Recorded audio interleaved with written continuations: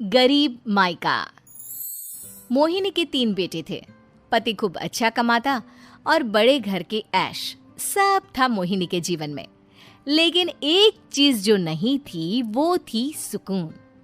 मेरी बहन और मेरा भाई दोनों गरीब, लेकिन मैं मेरे पास तो नोट की बरसात है। तभी मोहिनी की बहन बीना उसके दरवाजे आ जाती है। अरे मोहिनी, कैसी है? मेरे घर में ना सिलेंडर खत्म हो गया है। तेरे पास तो इतने पैसे हैं, भरवा देना मेरा सिलेंडर। पैसे जैसे ही आ जाएंगे मैं दे दूंगी। तभी मोहिनी का पति राकेश आ जाता है। क्या है बिना, ये अपने घर की परेशानी हम लोगों के घर ना गाया करो। तुम्हारी बहन को तुम लोगों पर तरस आ जाता है और वो पैसे देने लग जाती है। मुझे ये बिल्कुल पसंद नहीं है। ओ जीजा जी, नहीं, मैं तो वो बस अच्छा, मैं चलती हूँ। वीना वहां से चली जाती है। उसके जाने के बाद अच्छा किया जो आपने सुना दिया। अरे न जाने क्या सोचकर मेरे घर आ जाती है कि जैसे यहाँ तो भंडारा भरा है। अरे कितना तो दे दिया। अच्छा जी, जरा 1000 तो देना। वो बिन्नी दीदी है ना, उनके घर जा रही हूँ। उनका पोता हुआ है तो मुंह दिखाई दे दूंगी। हाँ, उन लोगों के आगे तो शो ऑफ किया करो। वो खुद को बड़ा अमीर शो करते हैं ना, दिखा दे कि तू भी किसी से कम नहीं है। हाँ जी, इसी के लिए तो जा रही हूँ। मोहिनी तैयार होकर अपनी बुआ की बेटी के घर जाती है, जहाँ उसके पोते का कार्यक्रम चल रहा होता है। वहाँ वीना भी आई होती है। अरे वीना, क्या जरूरत थी यहाँ आने की?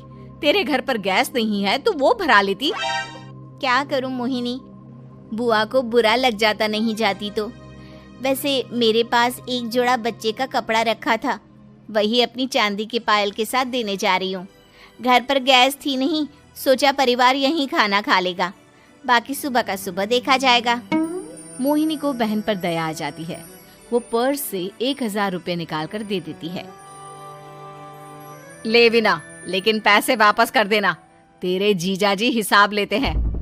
मोहिनी भी क्या करती, गरीबी में बहन का सहारा ही उसके जीवन जीने का आधार था। फिर एक रोज, सुनिए, भाई के घर बेटी हुई है, मुझे माँ के पास जाना होगा। अरे उस घर में ना कूलर है ना एसी, कैसे रहोगी तुम?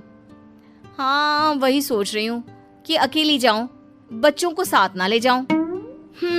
चली जाओ, लेकिन ये जो तुम अपने गरीब परिवार से मिलने चली जाती हो ना, मुझे बिल्कुल अच्छा नहीं लगता। पता नहीं मैं भी कैसे मैनेज करती हूँ, लेकिन क्या करूँ। मोहिनी भाई भाभी के घर आती है। मोहिनी, कैसे आना हुआ? तू यहाँ हम लोगों के घर रह लेगी या फिर किसी होटल में रहेगी? क्या हो गया है माँ, मोहिनी को क्यों ऐसे बोल रहे हैं आप?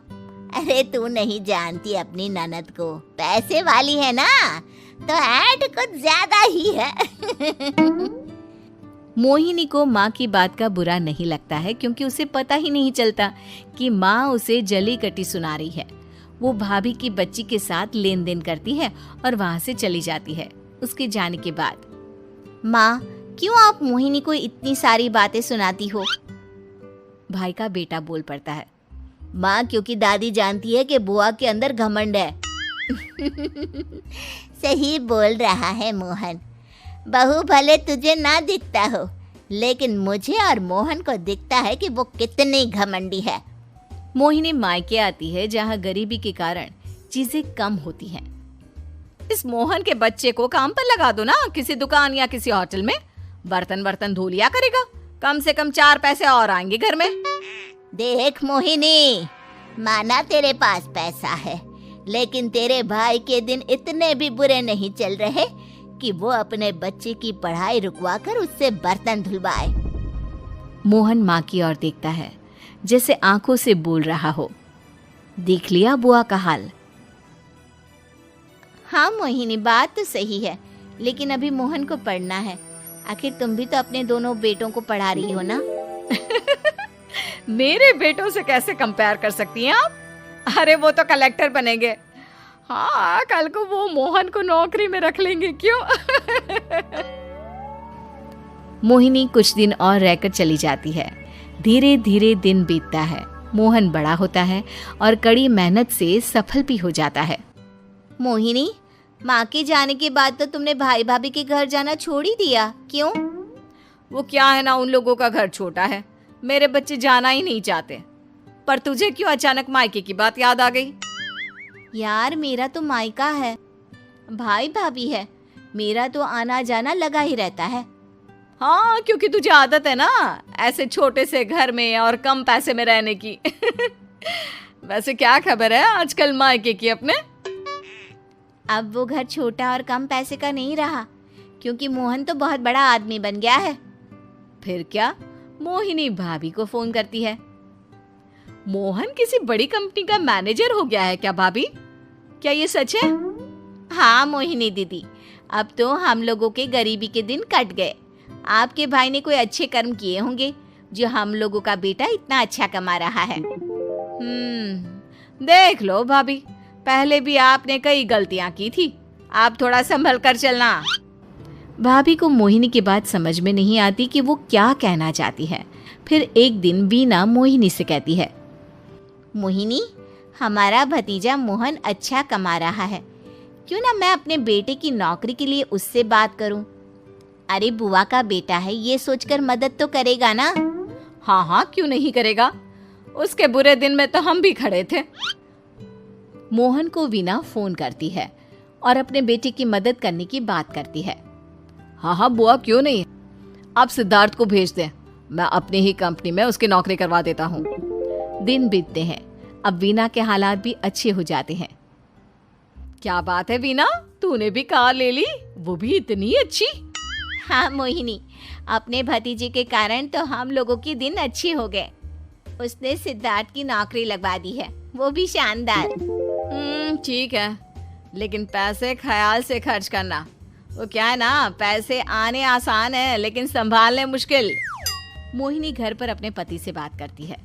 देखो ना, सबके पास पैसे हैं, एक वक्त था जब मैं ही अमीर हुआ करती थी। लगता है कि ज्यादा दिन नहीं रह पाओगी, मेरी नौकरी को कुछ साल ही बचे हैं और तुम्हारे दोनों लड़के निकम्मे हैं। उन लोगों को बोलो ना कि नौकरी करे। तभी वहाँ मोहिनी के बेटे भी आ जाते हैं। अरे हमें क्या मोहन समझा है जो दिन रात गधे की तरह काम करते रहे? खैर, दिन फिरते हैं और मोहिनी के पति की नौकरी भी खत्म हो जाती है। मोहिनी क्या करे, थोड़े से पैसे में गुजारा नहीं हो रहा है। तो क्या करे, मेरी समझ में कुछ नहीं आ रहा। मोहन को बोलो ना कि वो इन दोनों के लिए नौकरी देखे, जैसे सिद्धार्थ के लिए नौकरी देखी है। मोहिनी क्या कहती, उसे अपने वो दिन याद आ जाते हैं जब उसने भाभी से मोहन को नौकर बनने की सलाह दी थी। क्या हो गया, क्या सोच रही हो मोहिनी? यही कि वक्त कभी भी किसी का भी पलट सकता है, ऊपर वाले से डर कर रहना चाहिए।